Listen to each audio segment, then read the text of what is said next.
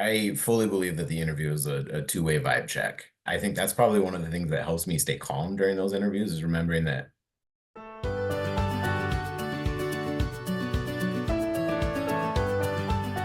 Thank you for volunteering to come on and chat and share your story with everyone. I always love when people are willing guests and want to just kind of help other people.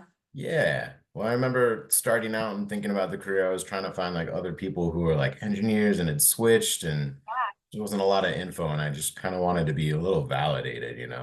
Yeah, just find somebody. Well, I think that's a lot of what we do with the stories on the podcast and talking to other people is try to find people who they can relate to. I remember we had one interview with a guy who was a teacher and made the switch. And a lot of people were just like, this was very inspiring to me that I can make this decision and do something else and kind of help me navigate the steps to do that. Because I think it's a little scary. But this will feel a little bit like a PA school interview. I think I said that at the beginning, but we'll just talk through your process, things you learned, things you maybe wish you did differently, and then go from there. But if you want to just give everybody a little bit of an intro to you, and then we'll kind of jump in. Sure. I'm Greg. I'm in my mid 30s. I grew up in Washington State, in Spokane, Washington, the eastern side, so not the rainy side that everyone thinks of. But I went to school in Bellingham, Washington, near Seattle. I got my degree in plastics engineering technology. So I started out learning about like manufacturing and product design and stuff like that. When I got out of school, moved to Portland, Oregon, worked as a manufacturing engineer for a while, and then found my way into product design engineering. So I worked for a company called Gerber Knives for a good long while, designing knives, multi-tools, stuff like that. And I loved that job. It was really fun. I worked with really cool people. The work that I did was interesting, but the kind of reoccurring thing that I found throughout all of my engineering jobs and about a decade of working as an engineer was that I wasn't very satisfied with my work in like a world perspective. Like I didn't feel like it really mattered most of the time. So a lot of the times you're making, 1,000 plastic parts and it's just getting shipped off to nowhere. But the times when I was like most proud of my work was when I was reading like product reviews for things that I designed, or, when we'd occasionally get letters from soldiers who were like, my Gerber multi-tool saved my life kind of thing. And those were like super few and far between. So I was kind of dissatisfied despite being so interested with like the nitty-gritty of the work. So when I started thinking about other careers, healthcare was one of the things that came up because I really wanted to make more human connection. I wanted to be helping people. I wanted to feel like I had more of a hand on the wheel of society a little bit. Yeah. So COVID kind of kicked me out of my engineering career. I was unemployed for a little while, so it kind of pushed me forward in my schedule. It was hard to make the leap out of a career that was okay, but not terrible. And that really shoved me out the door. And so I got started on PA school stuff. Okay. Yeah. Sometimes it takes, big world event to just let you know what you should be doing. I think one of the hardest things is making the decision to switch. How long were you on the fence or thinking about things? I know you said you were kind of forced into it before you were like, okay, I can make the leap. Because you could have also just gone and gotten a different job too. Totally. So how long was that process for you of just thinking this might not be it? So I knew that I wasn't really enjoying engineering from my first job. And I spent that kind of whole 10 years trying to like narrow in more and more on engineering jobs that I thought would be satisfying. So manufacturing engineering wasn't it because, we were just in a warehouse all day troubleshooting parts. So I kind of narrowed down my job choices by the end. And working at Gerber Knives was the best engineering job that I'd found. It was interesting. It was fun products that I cared about. I told my bosses when I interviewed for it, I was a huge knife nerd, so I'm pretty sure that's how I got the job. But even that, I still didn't really feel satisfied. I didn't really feel like fulfilled in that life sense. Mhm. So as I was looking for jobs during COVID, I just was having such a hard time finding things that sounded interesting or sounded like something that I would enjoy doing. And just, I felt nauseous going back to a job that I knew wasn't going to be satisfying for me. So it was kind of a slow burn. And I knew that I was thinking about a different career kind of throughout my engineering time. And I had, wild ideas in all directions, military, police, or teaching, tattoo artists. But it was really once COVID happened and the vaccine started coming out, I wanted to do something to help. So I volunteered at one of our distribution centers, and I remember I was basically handing out paperwork and telling people which direction to walk down a hallway. And I remember thinking, like, I have this engineering degree, I have all this experience, and like in this situation, I can't do anything more to help. Like there's a desperate need for people to be giving injections and things like that. But I just felt kind of helpless. And that was one of the real moments where I was like, maybe healthcare is the Yeah. spot for me. Okay. So you mentioned healthcare a lot as kind of that next step. How did you get from, okay, this is, I can see myself in healthcare helping people, to PA specifically? Totally. So I started out actually thinking about nursing. So I was doing a lot of research into that, and I was kind of looking at what the day-to-day was. And I have healthcare people in my family. I've got a couple sisters who are nurses. I've got a brother who's a PA. So I was asking questions and like trying to figure out what their days look like.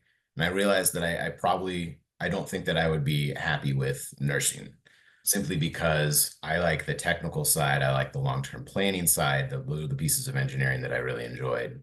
And I just didn't think that nursing would kind of fulfill that spot for me. I think it would be the fulfillment side without the technical know-how that I enjoyed using. So Mhm. I switched to thinking about PA school more so after talking to my brother. I really liked um, I know everyone says the versatility of the role, but kind of the lesson that I had from volunteering for COVID was that I really wanted to be able to go where I was needed.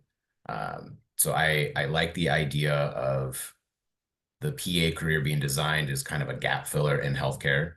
And I really want to go where I can do the most good. And right now, that's primary care, it feels like.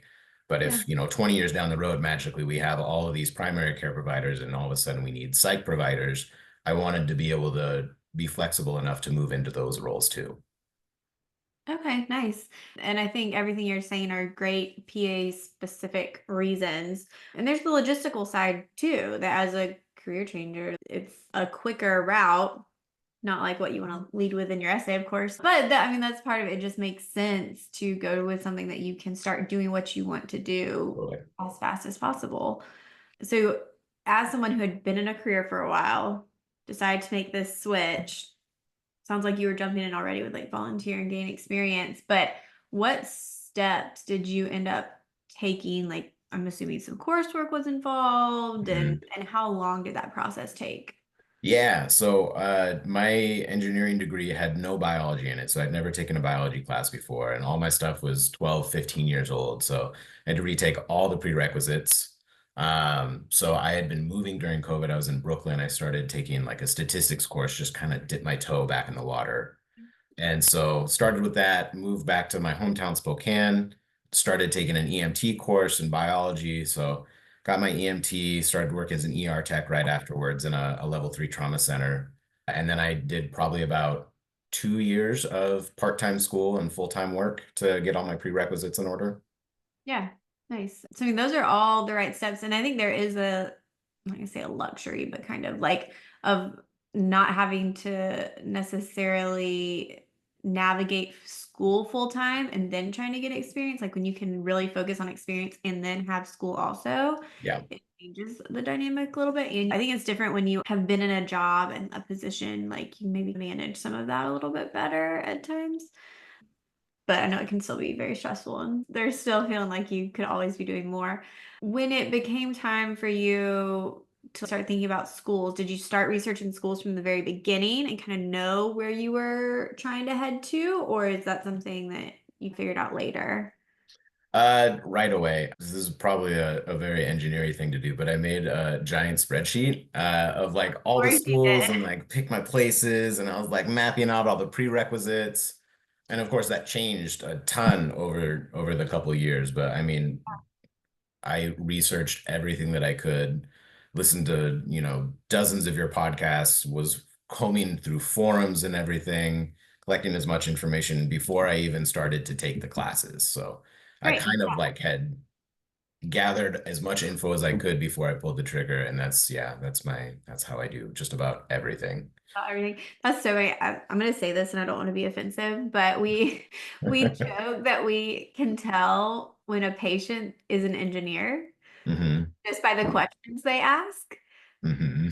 They're just very different, very specific, like things that I have never thought about in my life. Like people, Yeah. like I remember one patient asked me, he was like something about like, would it be okay if I get to the end of the tube and I cut it open, or will that damage something? And I was like, what? What are you talking about? Try it. I don't know. And then I was like, oh yeah, you're totally an Or idiot. someone's like, what wavelength of energy Like is your this brain EQ just machine? works very differently than mine. We're huge nerds. Well, yeah, it's just so like you said, like very technical, like very like figure it out, like get all the info, Mhm. which I can appreciate. Totally. Like I, in the other sense, I'm the one who'll like look at a hotel room for. I need to look at every hotel in the area before I book, and make sure I'm Mhm. at the right one. But it's much more of like understanding how things are working, why, how long Totally. it. The mechanical function. Yes, Yeah, yeah. I 100% wrote about that in my essays. I was like, Okay. these are things that are really similar between the two. It's like both technical, you're not managing people, you're managing tasks. It's just, there's a lot of overlap. And I really Yeah. think that they're very similar, Yeah, and I think there are the even, knowledge I base. mean, clearly like primary care, there's a huge need, but I think there are even specialties too Mhm. that would be like particularly good fits for somebody with an engineering background. I think we posted it a couple weeks ago. There's a podcast that I did with Cameron, who coaches for us, but he does IR, and like that's a Mhm. very like technical specialty, interventional radiology. So there's lots of different things out there and finding the right fit. Sorry, I got off track. But going back to your application, so how many schools did you apply to? So I ended up applying to 9 this year. Is my second year applying. Last year I only applied to 1. Oh, okay. How did that go? I did not get an interview. Not even an interview. Okay. So, No, so that was a school that wanted a lot of PCE, and I just barely made it over their 2000 minimum. okay. But I think I was kind of barely scraped by to apply. Yeah. I think I know which school you're talking about, and they do very heavily push for wanting lots of PCE. Yes. So 9 schools this year, all Mhm. kind of in the same area. What changed about your criteria and for this cycle? So I originally only applied to 1 as my mom was dealing with bladder cancer last year when I applied, and we weren't sure how it was going to go. And she's since in remission. So that year I wanted to stay close to home just in case. Yeah. So opened it up this year, and I was applying like in the Midwest, Utah, Washington, Oregon, so kind of on the western half of the United States. Yeah. How did this application cycle go? It went really well. So I got 2 interview invites so far, 2 acceptances. Right. So I'm very excited. That's awesome. How was the interview process, especially as someone who has been in job interviews? Like you said, you mentioned things about your other job interviews. Like, was that something that you felt like prepared you better for this, or do you feel like it was still super nerve-wracking and I mean, it's always nerve-wracking, right? okay. Especially like it's a big thing, and you're like, the next decade of my life is riding on this. But I definitely have had a ton of interview practice. I've done at this point hundreds of interviews for jobs over the years. So I think I did have a big advantage in going to those interviews and knowing how to use my voice and how to look confident and all this stuff. So that definitely helped a lot. Were your interviews in person or virtual? 1 was in person, 1 was virtual. Okay. I Did you have like a preference? Oh yeah, in person for sure. It's so much easier to make a connection with people. I am very silly and I like to make jokes, and that's a lot harder on Zoom because the timing's weird and you always talk over each other. But the in-person one was great. I made a ton of Harry Potter jokes, and I'm Oh, pretty sure that's what cinched it for me there. so okay, so that's interesting. Because people get a little weird about using their personality. So I do a lot of mock interviews, and we'll be chatting like you and I are chatting. And then we jump into the interview, and it's like a wall goes up. All of So a sudden, they're giving me nothing. And I'm like, I need to get to know you. I need more. Like, tell me something. Whereas I just went into the interview as like, oh, I'm just going to be myself. They'll like it or they won't. I don't know, clearly in a professional manner. But how do I ask this? Did you read the room? That's something I always tell people. Just like read the room. Like you may have an interview who's like super receptive to you going back and forth and joking with them more, or you may have somebody who's not. Like, how did you navigate like, oh, like how much of myself do I give Sure. them in an interview? Read the room is definitely a thing. And I talk about this a little bit in a couple of my essays, but I think that for me at least, the root of humor and being able to connect with people through humor is empathy. And I think you have to be able to see what the other person is feeling a little bit, whether or not they're going to be receptive, and kind of picking out what kind of humor they might like. That's something that I practice every day at work with my coworkers and with patients, especially in the ER where it's like potentially the worst day of their life. Everybody handles that differently. And so being able to tell if they're willing to be a little bit silly, if that's going to make them feel better in their situation or not, is a really big skill.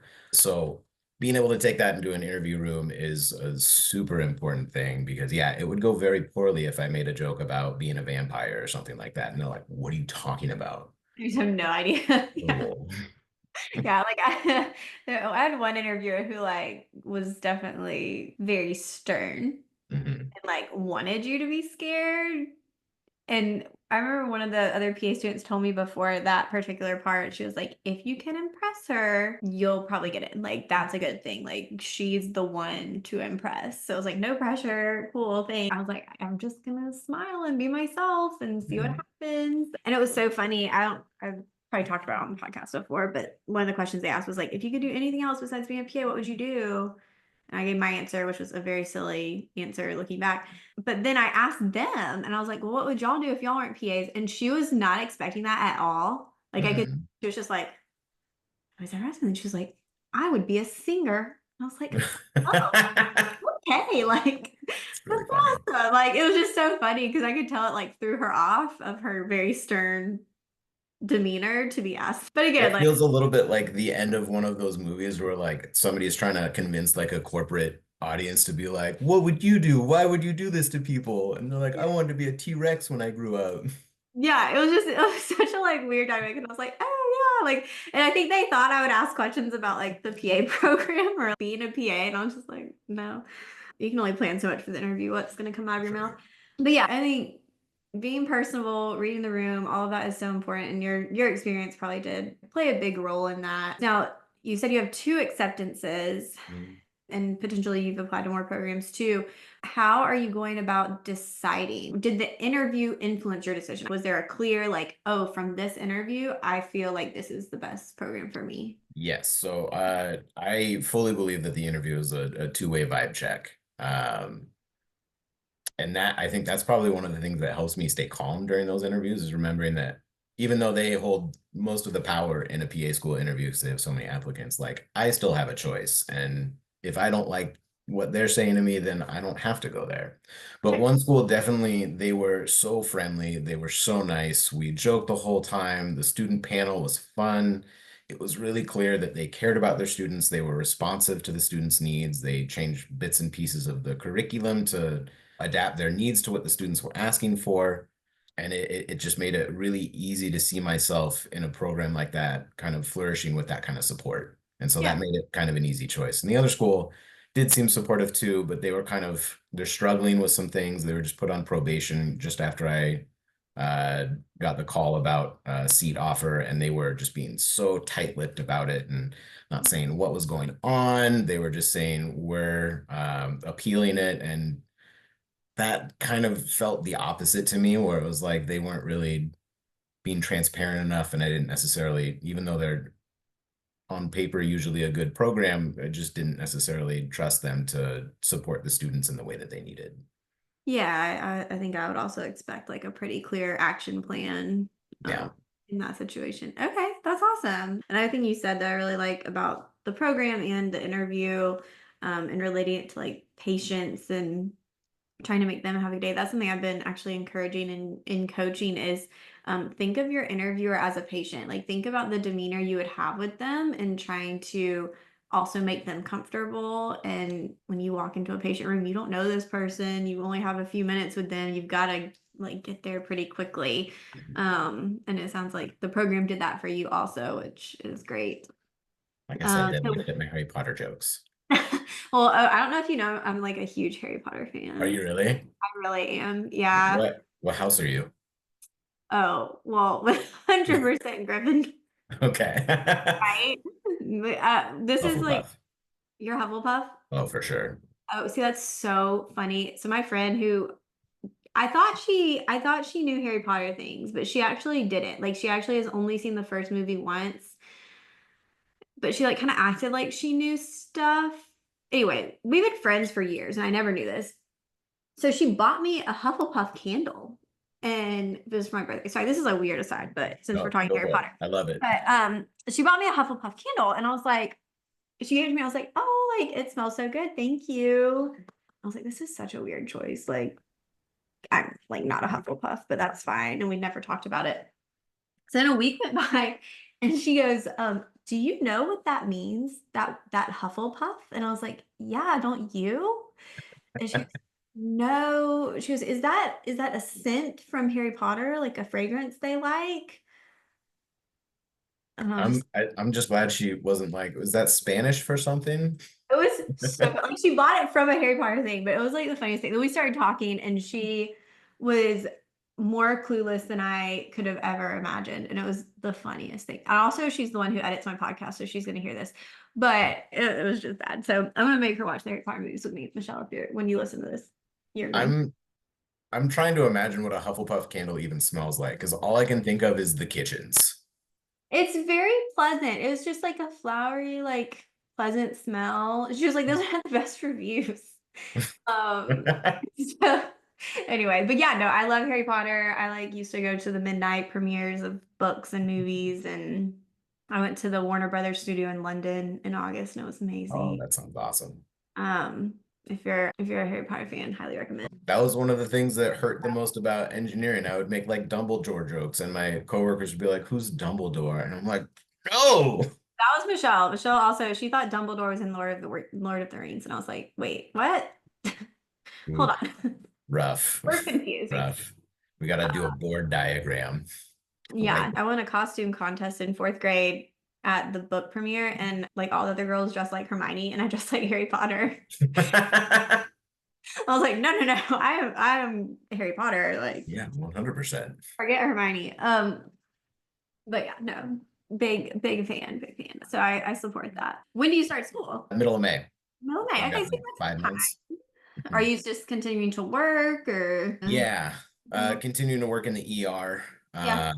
So I'll keep doing that probably until like March or April, but I'm thinking about taking a month off at the end and going to Guatemala and doing some language learning. So try and cram Spanish for a little bit. Yeah, I think taking some time off is helpful and that would be great. I don't know. I mean, some programs have, or I think more now are incorporating Spanish into their programs, which is really cool, but still not a ton that are doing that. So, And the spot that I'm going to is in Minnesota, so it's not a huge percentage of Spanish speakers there. They've got like a lot of Ethiopian and like Somali people there. okay, It cool. won't be quite as useful, I think, during school, but afterwards, hopefully. Yeah, yeah. And there's some cool programs where you can go and do medical Spanish immersion stuff. Yeah, I would love to do that. That sounds like so much fun. Yeah, there's neat stuff. So awesome. We'll have to check in again when you're maybe like almost done with your program. Or once you're in it and see how things are going. And it's hard to prepare. I usually just don't say prepare. Like just you just gotta jump in and do it. And Batten down the hatches and hope the roof stays on. yeah, like and it to me, if you can get into PA school, you can handle it. Like it's a full-time job, but it's doable. It's not always fun, but it's a good We'll time. make it Like fun. it's also, I mean, like classmates are fun and we still had a good time. So Yeah. It's trauma bonding. It's like working in the yeah, hospital, you know, it's and just that's you go true. through Like everything together. yeah, nobody else will understand what you're going through. Because like I lived at home during PA school during the first part, and my parents like didn't get it at Yeah, all. My friends didn't get it, and that's okay. But then like your classmates will become your people that will understand even afterwards. I'm 12 years out from starting school, and I still have classmates that I text almost every day about work stuff, life stuff, whatever. Those relationships are very special and very unique to PA school. absolutely. I like see my professors sometimes. I still live where I went to school, so I get to go like talk and like see the and meet the classes, and they'll refer me patients. It's fun on the other side, but it's also just kind of a community. I'm excited for the other side. I'm excited for school. I've been waiting to learn more and stuff more into my brain, and I'm over the moon about it. I'm so Yeah. happy. Well, then it's fun stuff. Like it's not chemistry. Like you're learning stuff that you Yeah, actually need and will use, and it makes more sense. And then mhm, it's just way better. Way better. absolutely. Yeah. Well, any last parting words of wisdom, Harry Potter quotes you'd like to share? Oh my God, so many Harry Potter quotes. Be a Hermione Granger, not a Ron Weasley for school. That's my advice. But you touched on it earlier. Be yourself in interviews. I think that's a thing that people struggle with a lot. But just it's a conversation. You are on the spot, but you don't act like you're on the spot. Just chat. Yeah. And then the other thing is just for anybody who's coming from a technical background, who's thinking about making this change. I don't know what it's like to be a PA yet, but compared to my engineering work and the ER tech work that I'm doing now, I can tell you that I have found so much more satisfaction, even in kind of like an entry level job than I had in engineering. It's a fantastic way to be connected to the community and to feel like you're really helping out. And I can't Yeah. recommend making the change enough if you're thinking about it. I appreciate that. And I think listeners will also just kind of that little nudge, like out the nest, like you'll be okay. There'll be turbulence, but you'll be okay. You'll be okay. You'll be okay. Yeah. Oh, that's awesome. Well, thank you so much. Yeah. Thank you for having me. I appreciate it.